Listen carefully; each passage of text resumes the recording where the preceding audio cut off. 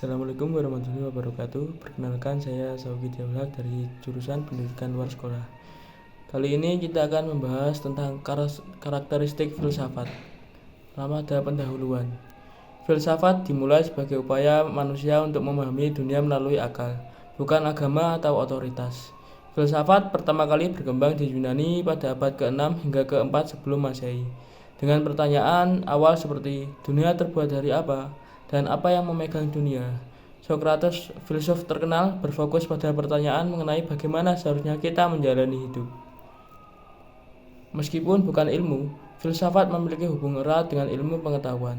Banyak disiplin ilmu yang awalnya bagian dari filsafat kini telah menjadi ilmu mandiri. Namun, unsur filosofis tetap ada dalam setiap ilmu. Meskipun konsep dan metode ilmiah telah distandari dan tidak lagi kontroversial, filsafat muncul dalam gejolak dan krisis sosial, bertujuan untuk meneruskan status quo dan terus hidup di masyarakat yang mendapatkan perubahan. Filsafat sering dianggap abstrak dan tidak terkait dengan subjek lain. Padahal, filsafat adalah usaha untuk memahami diri sendiri, zaman, dan tempat kita di dunia. Filsuf besar sepanjang sejarah berusaha menjelaskan pandangan mereka tentang diri dan dunia, yang tetap menjadi teladan bagi ilmu saat ini. Filsafat melibatkan keyakinan dan sikap tentang diri kita dan dunia. Filsafat juga mencakup refleksi di mana kita mengevaluasi apa yang kita yakini dan berusaha mengungkapkannya secara jelas. Selanjutnya adalah sifat filsafat ilmu. Filsafat secara etimologis berarti cinta akan kebijaksanaan, dan secara fungsional adalah pencarian kebijaksanaan yang melibatkan pengetahuan teoritis tentang realitas dan kehidupan, serta pengetahuan praktis tentang prinsip perilaku. Filsafat bukan hanya soal pemikiran abstrak, tetapi juga tentang orientasi bijaksana dalam hidup berdasarkan pengetahuan yang benar. Pada abad ke-20, beberapa filsuf mencoba membatasi filsafat hanya pada analisis linguistik dan fenomenologi pengalaman. Namun, filsafat seharusnya lebih dari itu, harus menyelesaikan masalah-masalah penting yang dihadapi umat manusia. Filsafat adalah refleksi sistematis atas pengalaman hidup yang bertujuan untuk mengembangkan potensi diri dan mencapai kehidupan yang lebih baik. Ini berfokus pada pengembangan diri secara penuh dan orientasi pada pencapaian tujuan hidup yang berarti dengan pendekatan yang praktis dan aplikatif dalam kehidupan sehari-hari. Selanjutnya ada substansi filsafat ilmu. Filsafat ilmu adalah kajian yang mendalam tentang pengetahuan yang bersifat radikal dan mendasar. Berbeda dengan ilmu-ilmu khusus yang terbatas pada bidang tertentu, filsafat ilmu membahas objek secara umum dan menyeluruh, seperti hakikat manusia. Berpikir filosofis melibatkan disiplin, latihan, dan pembiasaan untuk mencapai kebenaran. Pengetahuan dalam filsafat adalah pencapaian pemahaman yang benar, yang kriterianya bisa berbeda tergantung jenis pengetahuan. Ada 4 substansi umum dalam filsafat ilmu menurut Ismaun. Yang pertama ada fakta atau kenyataan.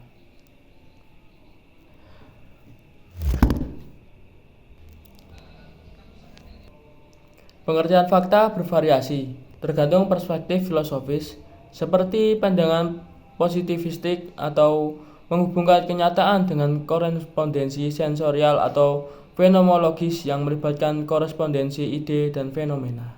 Selanjutnya yang kedua ada kebenaran. Ada 3 teori kebenaran. Yang pertama ada koherensi, keselarasan antar elemen dan sistem nilai, korespondensi, kesesuaian fakta dengan fakta lainnya, dan pragmatik, kebenaran yang konkret dan teruji. Yang ketiga ada konfirmasi, ilmu yang berfungsi menjelaskan, memprediksi, atau memberi pemaknaan. Konfirmasi bisa bersifat absolut dengan asumsi yang sudah terbukti benar, atau probabilistik menggunakan metode induktif, deduktif, dan reflektif. Yang keempat ada logika. Logika matematika dalam positivisme digunakan untuk memahami kebenaran melalui korespondensi fakta. Selanjutnya ada sifat dasar filsafat. Menurut Paulus, walaupun filsafat terus mencari jawaban, tetapi jawaban yang diperoleh tidak pernah abadi. Oleh karena itu, filsafat tidak pernah selesai dan tidak pernah sampai pada akhir sebuah masalah. Masalah-masalah filsafat adalah masalah manusia sebagai manusia, dan karena manusia di satu pihak tetap manusia dan di pihak lain berkembang dan berubah, maka masalah-masalah tersebut walaupun filsafat terus mencari jawaban. Filsafat memiliki beberapa sifat dasar. Filsafat memiliki sifat dasar yang beragam. Menurut pendapat Rapar, ada beberapa sifat dasar filsafat antara lain. Yang pertama adalah berpikir radikal. Filsafat mengajak untuk menggali akar masalah secara mendalam, memahami realitas dengan menemukan esensinya. Yang kedua ada mencari asas. Filsafat berusaha menemukan prinsip dasar atau esensi dari seluruh realitas yang ada. Yang ketiga ada pemburu kebenaran. Filsafat berupaya mencari kebenaran yang hakiki, yang tidak mutlak dan selalu terbuka untuk dipertanyakan lagi. Yang keempat ada mencari kejelasan. Filsafat bertujuan memperoleh kejelasan intelektual, menghindari ketidakpastian dan mistik. Berpikir rasional. Filsafat membutuhkan pemikiran logis, sistematis, dan kritis untuk mencapai kesimpulan yang benar dan tepat. Berbeda pengelompokan dengan Rapar, Butt menjelaskan bahwa ada 4 sifat dasar filsafat yang umum dalam konteks di India yang bisa diterapkan juga secara umum, yaitu yang pertama ada berorientasi pada tujuan. Filsafat bertujuan untuk mencari cita-cita hidup yang terbaik dan memberikan solusi untuk kehidupan manusia. Yang kedua ada orientasi praktis. Filsafat tidak hanya teori, tetapi juga harus diaplikasikan dalam kehidupan nyata. Yang ketiga ada simbiosis teori dan praktik. Filsafat menghubungkan pengetahuan teoritis dengan kebijaksanaan praktis yang tercermin dalam cara hidup. Secara umum, filsafat juga dikenal dengan sifatnya yang kritik terhadap segala hal, di mana setiap jawaban harus dipertanggungjawabkan secara rasional dan argumentatif. Selanjutnya ada karakteristik filsafat ilmu. Filsafat cenderung mempertanyakan apa saja yang secara kritis. Sebagaimana dinyatakan di atas bahwa membahas masalah manusia, alam semesta, bahkan Tuhan. Jawaban filsafat berbeda dari jawaban spontan. Perbedaannya terletak pada pertanggungjawaban rasional.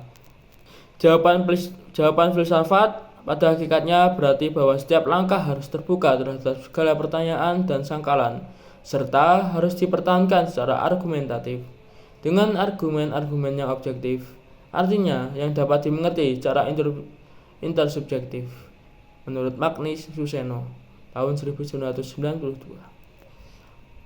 Karakteristik filsafat yang pertama adalah eksistensi. Filsafat mencakup kajian menyeluruh tentang realitas manusia tanpa membatasi diri pada aspek tertentu seperti kerohanian, kebebasan, atau kebudayaan. Filsafat ini juga berkembang seiring penemuan ilmiah baru. Selanjutnya yang kedua ada intensif. Filsafat menggali hakikat, esensi, dan struktur dasar kenyataan. Ini termasuk upaya memahami inti dari segala sesuatu secara mendalam. Seperti yang dijelaskan oleh Bertrand Russell, yang menyatakan bahwa filsafat memperluas cakrawala pikiran dan menghilangkan prasangka. Yang ketiga ada kritis.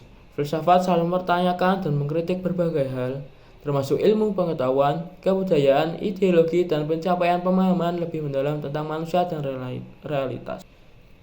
Selanjutnya adalah ciri-ciri filsafat. Filsafat pertama-tama mencoba memahami dunia dengan menggunakan akal mereka, tanpa mengacu pada agama atau wahyu ataupun otoritas ataupun tradisi. Ini sendiri merupakan sesuatu yang sepenuhnya baru dan salah satu tonggak terpenting dalam perkembangan manusia. Guru pertama yang tidak mencoba meneruskan sebuah badan pengetahuan yang murni dan tidak tercemar, tidak dilanggar, tetapi sebaliknya mendorong mereka untuk berdiskusi dan berdebat, mengemukakan ide-ide mereka. Berpikir filosofi berarti memberikan penjelasan tentang apa yang ada di dunia dan segala sesuatu dan tentang manusia. Upaya untuk mengetahui segala sesuatu pada akhirnya akan menghasilkan suatu pandangan dunia yang memberikan keterangan dunia dan semua yang ada di dalamnya. Itu sebabnya filsafat memiliki ciri-ciri khusus, di antaranya yang pertama ada filsafat sebagai ilmu. Filsafat berusaha mencari hakikat kehidupan melalui akal, pikiran yang mendalam, dan abstraksi untuk memahami sebuah sifat mutlak di balik segala sesuatu. Yang kedua ada filsafat sebagai cara berpikir. Dalam hal ini, filsafat berpikir mendalam yang melihat segala sesuatu dan berbagai sudut pandang untuk mencapai pemahaman tentang hakikatnya. Yang ketiga ada filsafat sebagai pandangan hidup. Filsafat berhubungan dengan hakikat, kodrat manusia sebagai individu, makhluk sosial, dan hubungannya dengan Tuhan. Pandangan hidup ini menjadi dasar tindakan dan penyelesaian masalah dalam kehidupan sehari-hari. Filsafat berbeda dengan ilmu lainnya karena berpikirnya lebih kritis, mendalam, dan rasional. Itu saja yang bisa saya sampaikan. Terima kasih.